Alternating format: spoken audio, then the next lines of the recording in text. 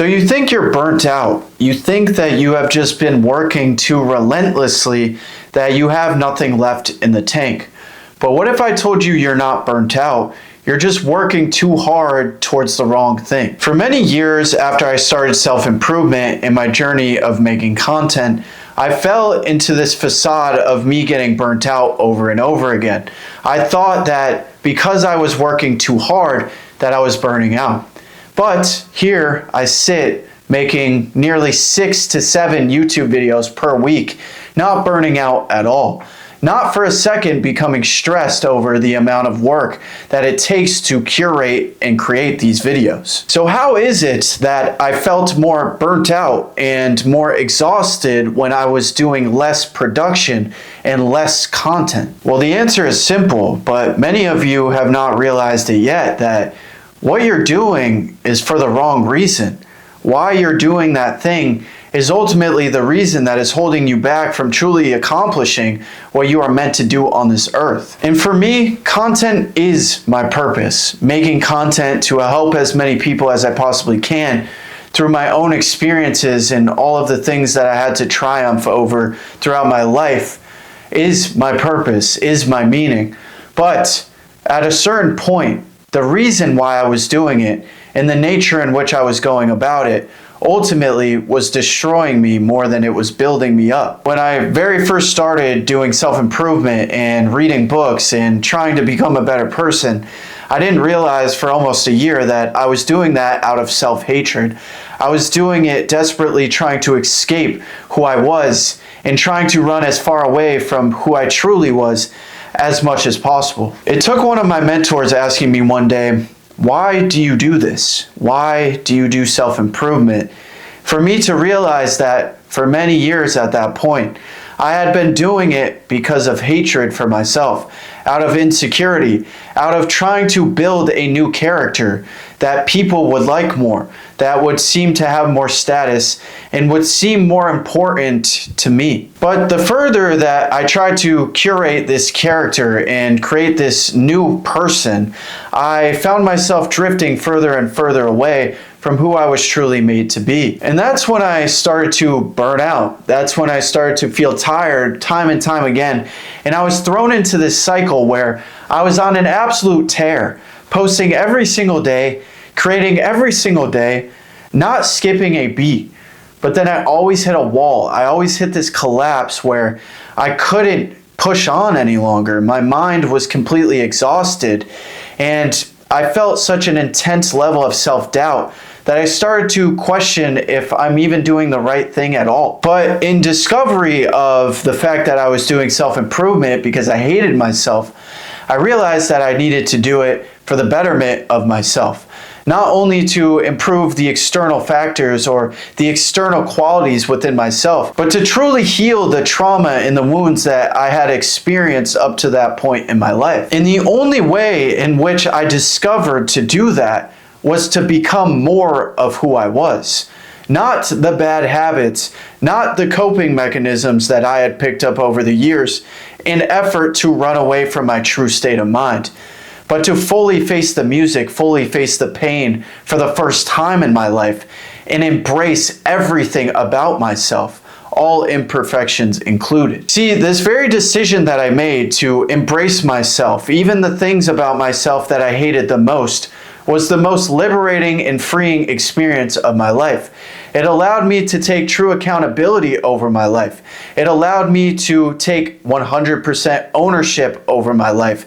And it allowed me to have power over my mind that I never had before. Since I was no longer pretending, I could take that same energy that I was putting in, trying to be a puppet and a performer for everyone around me, and finally discover who I truly was. And through discovering who I was, discovering what truly meant something to me, I was able to discover the reason why I want to live in the first place. And I realized that the reason that I started content wasn't because I hated myself.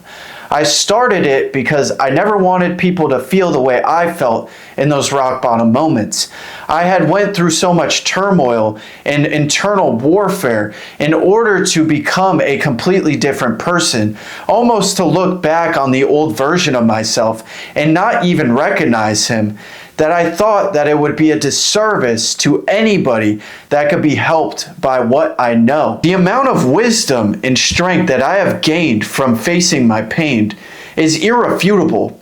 Anybody that hears my story will know that I have been through hell, and I was in the worst position as the laziest person you would ever meet, addicted to rugs, addicted to everything that you could possibly imagine, intertwined in this constant battle with every distraction that life had to offer.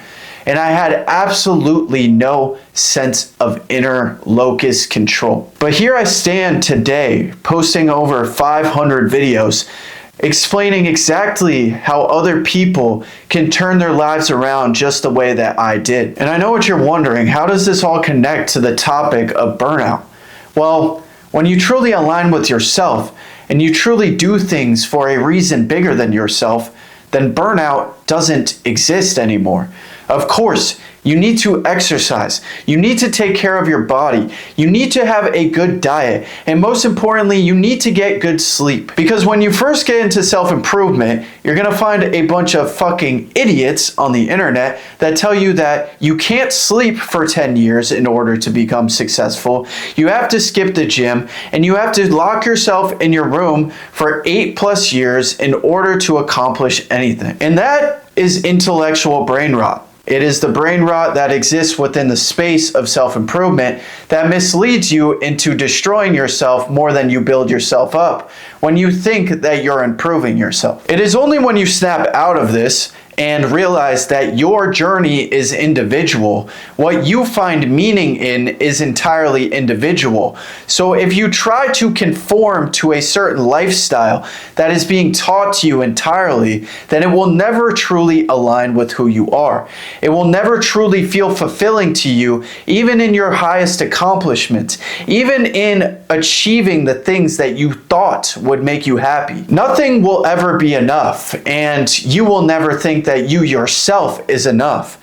And that is the biggest problem that you are running into. When you work, even if you're working extremely hard, even when you build discipline in your life, it's never enough. That voice in your head still destroys you and steamrolls you any chance that it wants to. And that's what leads to you feeling burnt out. That's what leads to you feeling like you aren't showing up enough. It's because you're sacrificing things that are truly important in order to just work, and you are making your work worse because of that. Until you make a real plan and a real routine and you have real structure in your life, and you stop just thinking that discipline and hard work alone are going to give you that fulfillment that you think it will, you will never get anywhere. Even if you get somewhere materialistically, you rise up in income, you rise up in status, you get that girl that you wanted, you're still going to feel like that same little boy inside of yourself. Nothing that they tell you, no amount of money that they give you will ever make you feel sufficient comparatively to that same little scared boy that you always have been. And that's what throws you into this cycle of short-term motivation and riding this feeling for months at a time, thinking that, oh, you finally figured it out. You finally hit the ultimate flow state. But there is no reality in which you are not human. There is no reality in which you can outrun not sleeping, not taking care of your body, and doing the necessary things to recover in order to work as hard as you want to. And again, it's only when I gave attention to spending time in prayer, taking care of my body, managing my diet, and making sure that I was getting the same hours of sleep every single night, that I truly was able to work as hard as I was capable of. And since I put that structure and that routine in my life, and I ultimately, most importantly,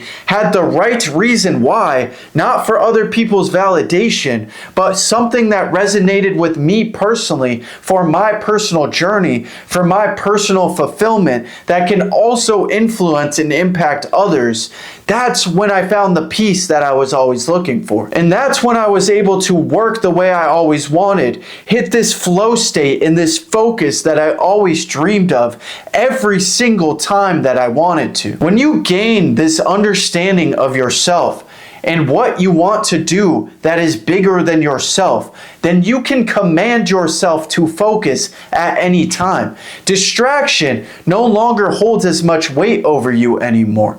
That balance that you seek all the time no longer holds weight over you anymore. And that voice in your head and the outside voices of people criticizing you no longer hold any sort of weight in what actions you take. So if you want to avoid burnout, I want you to DM me on Instagram right now the word burnout.